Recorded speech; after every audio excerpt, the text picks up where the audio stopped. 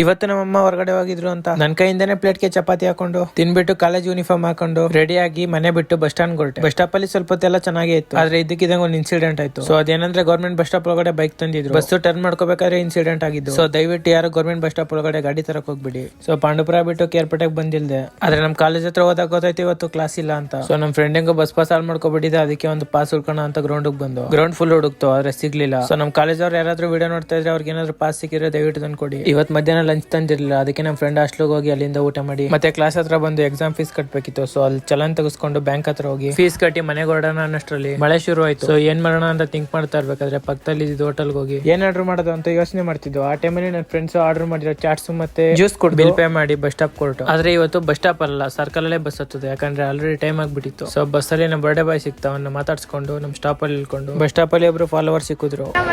Thanks ಕಣ, video ಎಲ್ಲ ನೋಡ್ತೀಯಾ?